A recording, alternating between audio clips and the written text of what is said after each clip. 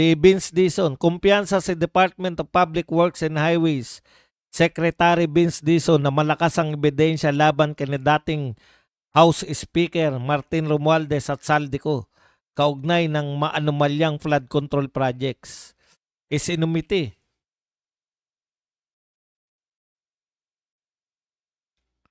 Nawala tong katabi ko. Huwag ka magtago, Mr. President. Damayan mo ko rito.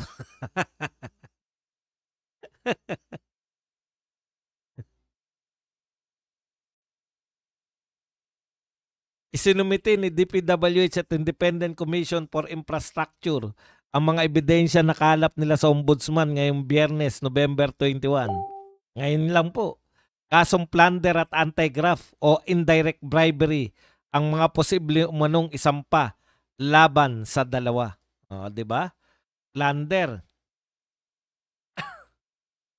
Magbabasa na po tayo ng ating mga iba pang mga tweet. Mga sa kodigo natin dito sa Twitter.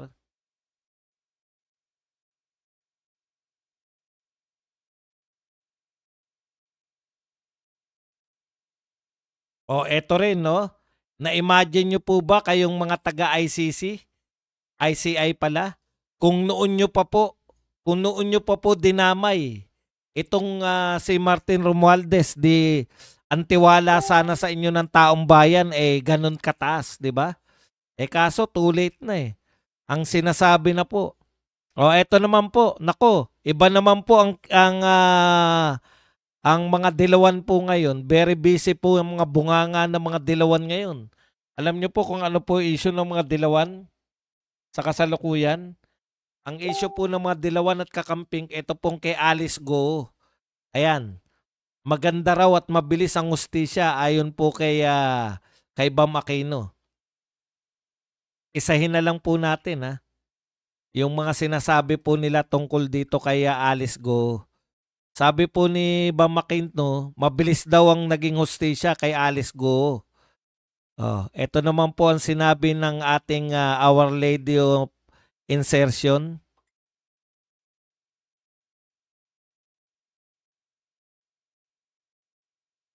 Senator Risa, hatol kay Go, I am proud. This makes me feel hopeful. Yan. Nabigyan na reaksyon si Senator Risa Ontiveros na naging hatol ni Alice Go. Pakinggan po natin tong mga sinabi ni Today, justice Senator has been served. Insertion. The conviction of Alice Go, aka Guo Huaping, is a victory against corruption, human trafficking, cybercrime, and many other transnational crimes. Ngayon, hindi na sila makakaulit. This Senate investigation delivered unprecedented results. It helped secure a presidential executive order banning pogos, provided evidence towards a guilty verdict, sending a criminal to prison for life, and contributed in the passage of the Anti-Pogo Law of 2025. I am proud to consider it one of the most consequential Senate inquiries of my life's work so far.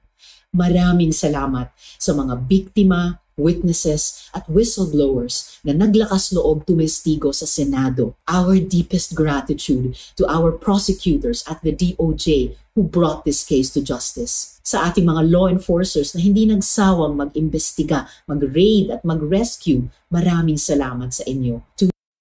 Okay. Huwag na po natin tapusin at nakakasukan na yung pagmumukha nito. Alam po ninyo, etong punto natin dito, no? Si Alice Go, siguro, kung naniniwala kayo na si Alice Go, eto tayo, magtapatan po tayo. Si Alice Go po ba ang pinaka-mastermind sa Pogo? Magtapatan po tayo. O isa lang po siya na isa lang po yung Banban Tarlac. Ibig ba sabihin, yung Pogo po ba sa Banban Tarlac, yun na po man lang ang pinakamalaking Pogo sa buong Pilipinas? Ibig kasing sabihin, parang lutas na po yung problema natin sa Pogo kasi nabigyan na po ng katarungan yung Pogo natin kasi nahuli na po si Alice Go. Sa simula't-simula pa lang, yan lang ang kaya ninyo eh. Si Alice Go lang na hindi nakakatakbo dahil kasalukuyang mayor. Mayor po ng Bamban Tarlac. Siya na po ba yung pinakamalaking pogo operator dito sa Pilipinas? Sa palagay ninyo? Para paniwalaan nyo na tagumpay sila sa pogo. Hindi po kayo nagtagumpay sa pogo dahil yung malalaki pong operator ng illegal na pogo, nakawala po lahat. Magtotohanan po tayo, ha? Kayo po, di ba ako gumagalaw?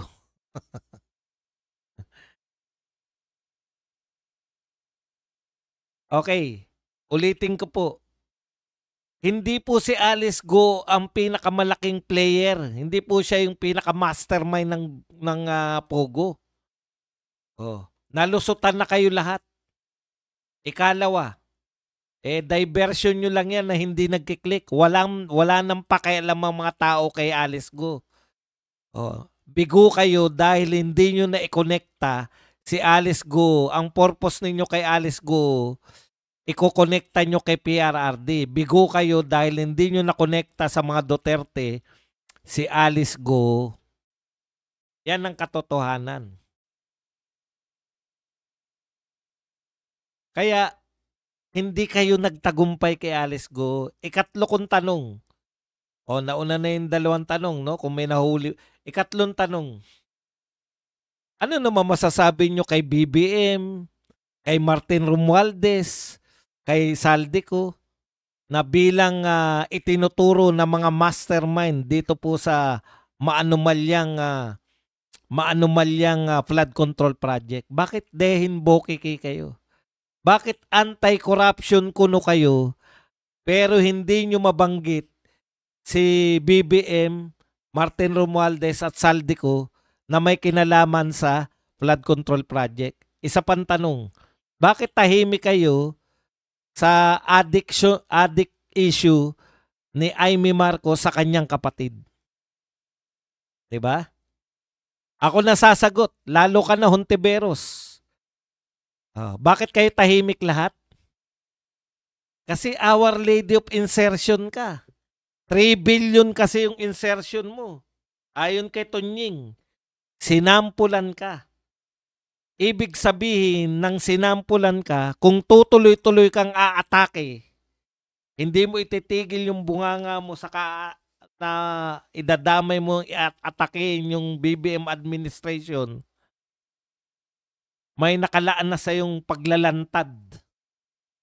Goodbye ka na sa 2028 presidential ambition mo. Kung ganyan po ang magiging kalaban natin,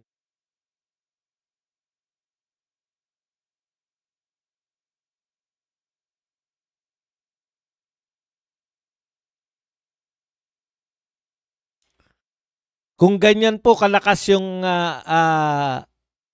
hindi po magtatangkayan si Our Lady of Insertion. Kasi may hawak na baho sa kanila.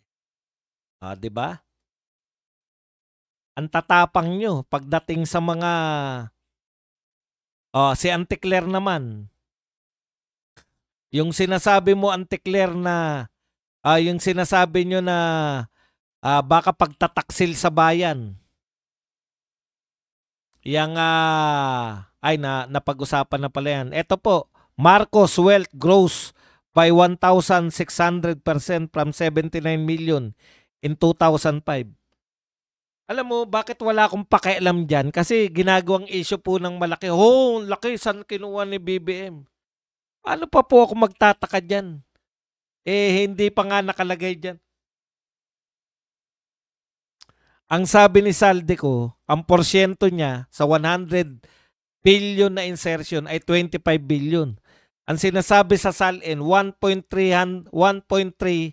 billion lamang ang asset ni BBM. 1.3 billion. Sabi ni Saldico, 25 billion ang kinita niya sa 100 billion na insertion. Asan yung 25 billion? Ginagawa nilang issue yung SALN na yan para diversion. Hindi po. Alam po ninyo sa lahat po ng gustong mag-divert pa ng issue. Ito pa, yung kay Bato, di ba? ICC. Alam po ninyo, kaya na ni Bato yan. Senator Bato, huwag kang mag-alala. Yung mga nagsasabi sa'yo na harapin mo yung batas, hindi kami naniniwala na yung ICC batas. Yung ICC na yan, numero 1 lumalabag ng batas ng mga bansa. Wala silang pakialam dito. Hindi tayo miyembro niyan. Kaya yung mga nagsasabing harapin mo yung batas, hindi natin batas yung ICC. Suportado ka namin kung ano ang gusto mong gawin, Senator Bato. Ayaw na naming maulit yung ginawa nila kay Tatay Digong. At sila po, nakangisi po yan nung ina-announce na may warrant of arrest ka na. Kaya itutuloy-tuloy nila yan. Pag naisunod nila si Bato, ano sabi ni BP Sara? Hinihintay na nga lang ni BP Sara na dakipin siya sa kung ano pa mang ibibintang sa kanya.